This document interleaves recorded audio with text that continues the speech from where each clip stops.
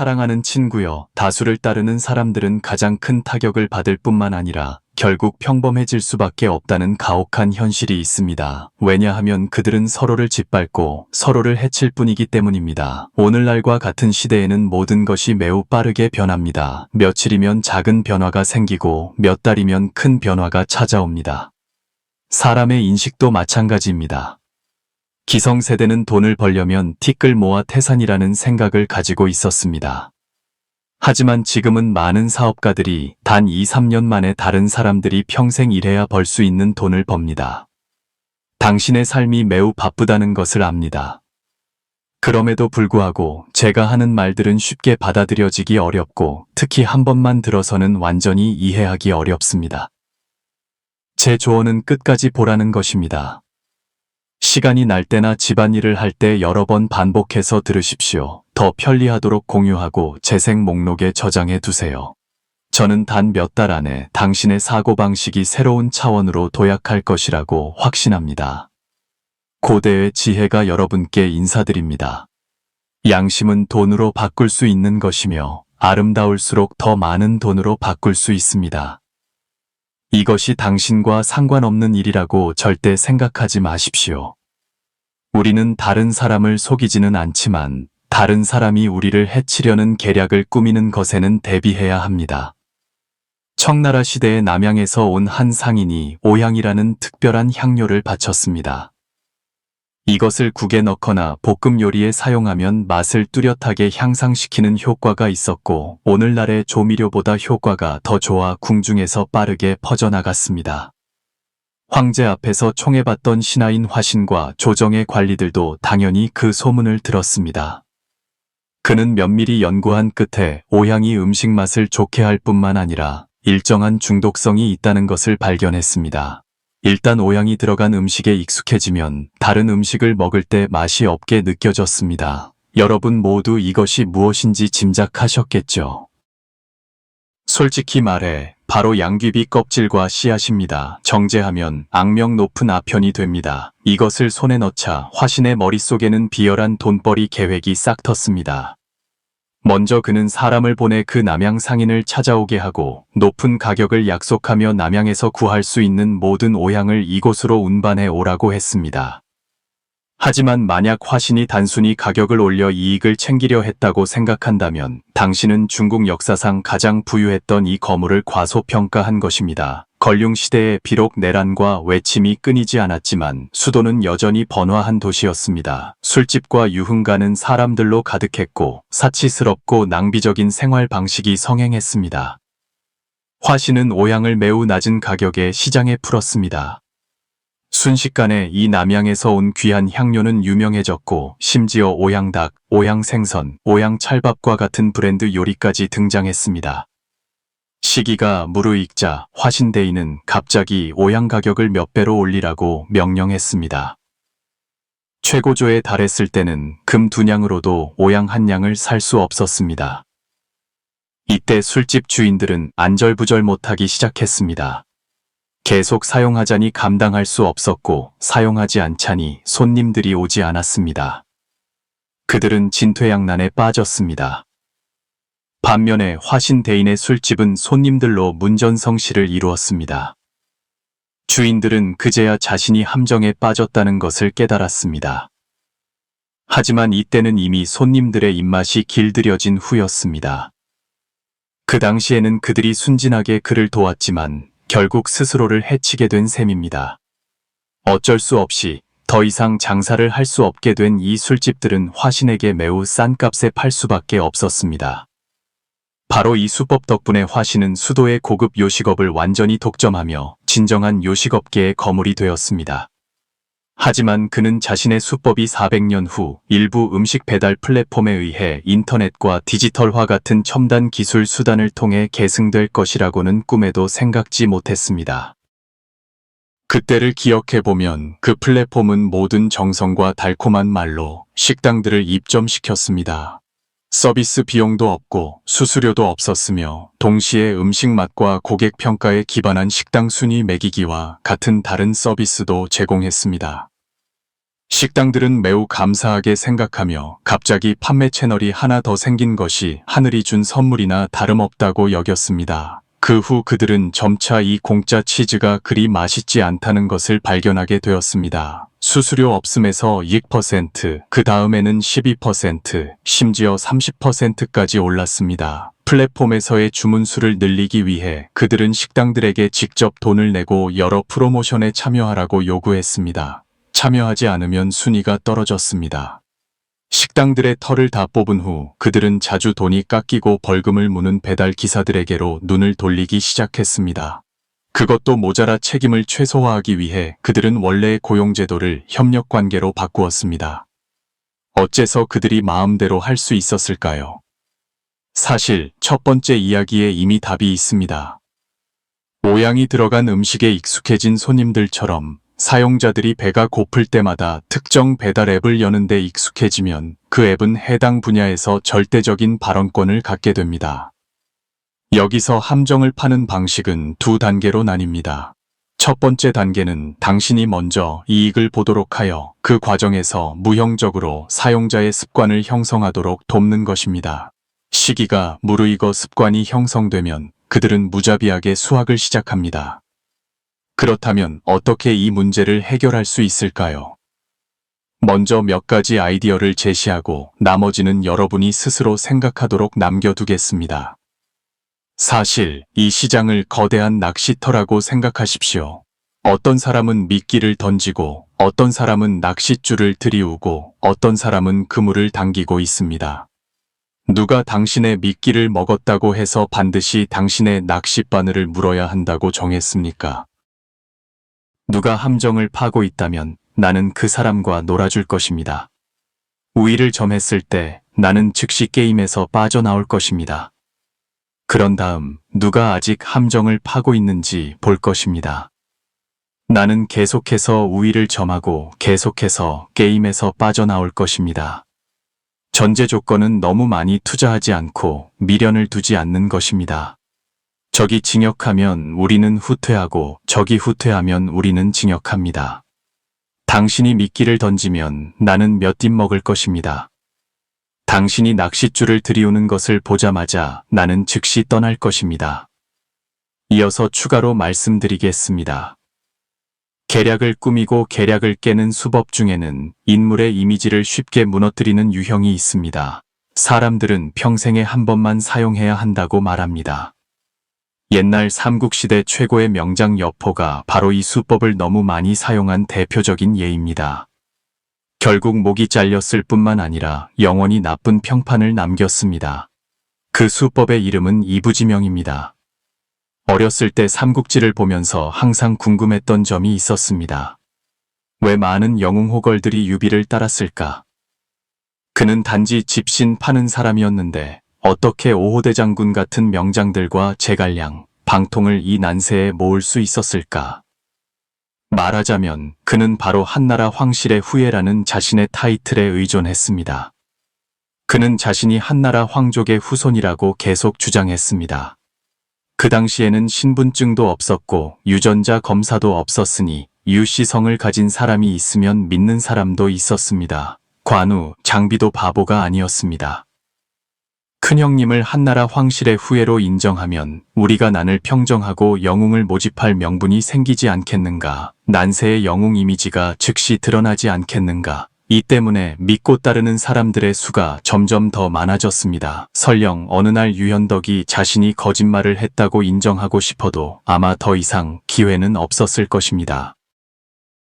다시 말해 제갈량, 방통과 같은 똑똑한 사람들이 이 신분이 의심스럽다는 것을 몰랐을까요? 솔직히 말해 그 당시에는 진실 여부는 더 이상 중요하지 않았습니다. 우연히도 청나라 시대에 홍수전이라는 중년 남자가 있었는데 그는 항상 자신을 하느님의 둘째 아들이라고 칭하며 배상제회라는 가짜 기독교 종파를 만들었습니다. 그의 거짓말은 매우 우스꽝스러웠지만 놀랍게도 믿는 사람이 있었고 믿는 사람의 수가 점점 더 많아졌습니다. 태평천국 운동은 거의 1억 명의 중국인을 사망하게 했는데 이는 제1차 세계대전과 제2차 세계대전의 총 사망자 수와 맞먹습니다. 이처럼 끔찍한 재앙이 하나의 희극으로 인해 발생했다니 후세 사람들에게 실소를 금치 못하게 합니다. 이부지명이라는 수법의 논리는 사실 매우 간단하며 아버지 인정이라는 두 글자로 요약할 수 있습니다. 아버지 인정은 두 종류로 나뉩니다. 첫 번째는 일방적인 경우입니다. 예를 들어 유비가 자신을 한나라 후예라고 주장하거나 홍수전이 자신을 예수의 동생이라고 칭하는 것입니다. 이 유형은 일방적인 것으로 내가 당신을 아버지로 인정하는 것이지 당신과는 아무 관련이 없습니다. 두 번째는 쌍방적인 경우입니다. 예를 들어 여포가 동탁을 양아버지로 삼거나 고개강이 태숙을 양아버지로 삼는 것입니다. 이 쌍방적인 유형은 호칭을 바꿔야 하며 사실 우리 세대에 더 적합합니다. 제가 이렇게 말하면 많은 자존심 강한 젊은이들이 콧방귀를 낄 것을 압니다. 우리 세대는 평등을 기반으로 일하고 자신의 힘으로 성공하며 결코 고개를 숙이지 않고 더더욱 적을 아버지로 삼는 짓은 하지 않습니다. 우리에게 이런 구시대적인 강호의 수법을 주입하지 마십시오. 우리는 필요 없습니다. 여러분께 묻겠습니다. 만약 아군붕이 곽덕강을 스승으로 모시지 않았다면 오늘날과 같은 성취를 이룰 수 있었을까요? 소심양이 조본산의 지원을 받지 않았다면 중앙방송국 춘절 특집 프로그램에 출연할 수 있었을까요? 만약 고개강이 공사 현장의 아저씨에게 의지하지 않았다면 그렇게 높은 위치까지 올라갈 수 있었을까요? 예로부터 빠른 승진을 원한다면 반드시 귀인의 도움이 있어야 했습니다. 높이 멀리 날고 싶다면 반드시 뒤에서 조용히 밀어주는 사람이 있어야 합니다. 하지만 처음 했던 말을 다시 해야겠습니다. 이 수법은 평생에 한 번만 사용해야 합니다. 왜냐하면 너무 많이 사용하면 쉽게 성이 세 개인 놈, 성이 여러 개인 놈이 되기 때문입니다. 여러분 한번 생각해 보십시오. 만약 옛날에 조조가 항복했다면 지금 그가 천하의 이름을 떨친 위무제가 될 수 있었을까요? 성공의 길에서 고개를 숙여 아버지를 인정하는 것이 부끄러운 일은 아닙니다. 하지만 전제 조건은 충성하고 악행을 저지르지 않으며 자신의 본분을 다하는 것입니다. 견사불구와 결로불주라는 습관이 두 가지 상위 사고방식이라는 것을 아십니까? 먼저 견사불구란 무엇일까요? 바로 당신이 발견하게 될 것인데 정말로 재능 있는 사람들은 모두 입이 무거운 사람들입니다. 예를 들어 당신이 그들과 어떤 문제에 대해 토론할 때 그들은 모든 것을 꿰뚫어 보고 문제의 본질이 어디에 있는지 명확히 알지만 쉽게 당신에게 말해주지 않을 것입니다. 왜일까요?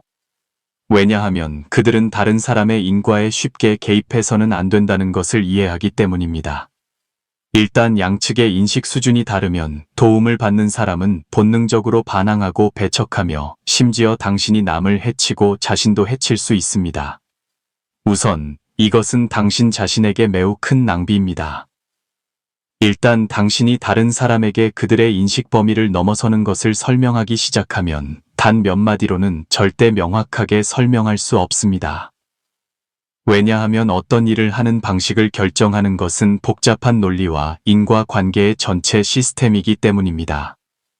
이 문제는 다른 문제와 연결되어 있어 당신은 문제를 전면적으로 해결할 수 없습니다. 게다가 가장 중요한 것은 일단 도움을 받는 사람이 어떤 말을 제대로 이해하지 못하거나 실행 과정에서 왜곡하게 되면 최종 결과는 당신이 말한 것과 달라질 것이고 심지어 그들은 당신을 원망할 수도 있습니다. 따라서 수고만 하고 성과도 없는 이런 일은 바보나 하는 짓입니다. 그렇다면 결로불주란 무엇일까요? 우선 여기서 길이 무엇일까요? 길이란 바로 선배들이 축적한 경험과 방법입니다. 결로불주란 우리가 문제를 처리할 때 기존의 경험과 방법에 그대로 따르지 않고 자신의 객관적인 조건과 실제 상황을 결합하여 스스로 적합한 길을 모색해야 한다는 의미입니다. 당신은 알아야 합니다. 때로는 당신 눈앞의 길이 사실은 죽음의 길일 수 있습니다. 왜냐하면 모두가 가는 길은 평범한 길, 동화되는 길일 수밖에 없기 때문입니다. 노신이 말했듯이 예로부터 그래왔던 것이 모두 옳은 것은 아닙니다. 따라서 당신은 깨닫게 될 것입니다. 한 사람이 결로불주를 할 수 있다면 우선 그들은 자신을 평가하는 데 매우 객관적인 사람입니다. 과장하지도 않고 낮추지도 않으며 그들은 용감한 사람입니다. 왜냐하면 이 세상의 대다수 사람들은 맞지 않기 위해 다수를 따르는 것을 믿기 때문입니다. 그들은 생각하는데 시간과 노력을 들이고 싶어 하지 않으며 심지어 생각할 능력조차 없이 그저 사람이 많은 곳으로 우르르 몰려갈 뿐입니다. 가혹한 현실은 다수를 따르는 사람들은 가장 큰 타격을 받을 뿐만 아니라 결국 평범해질 수밖에 없다는 것입니다. 왜냐하면 그들은 서로를 짓밟고 서로를 해칠 뿐이기 때문입니다. 오늘날과 같은 시대에는 모든 것이 매우 빠르게 변합니다.